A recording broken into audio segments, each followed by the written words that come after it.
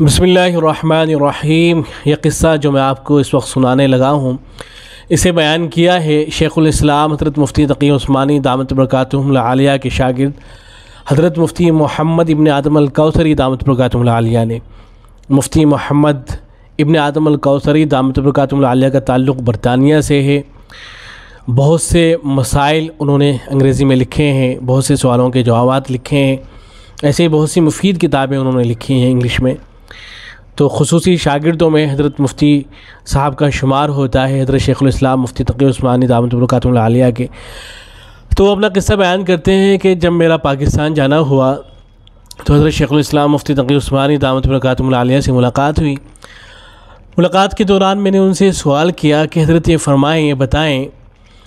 کہ وہ کون سی شخصیت ہیں کہ جنت میں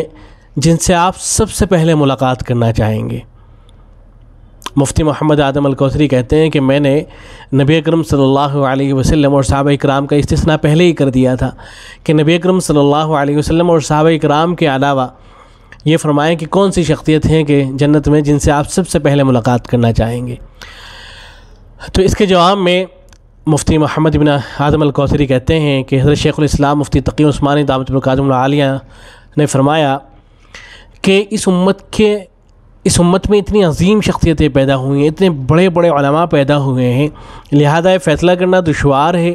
کہ میں سب سے پہلے کس سے ملاقات کرنا چاہوں گا۔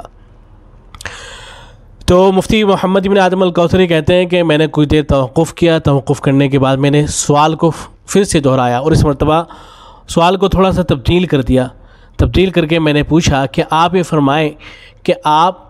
حضرت امام اعظم امام ابو حنیفہ رحمہ اللہ اور حضرت امام بخاری رحمہ اللہ ان دونوں شخصیتوں میں سے سب سے پہلے کس سے ملاقات کرنا چاہیں گے؟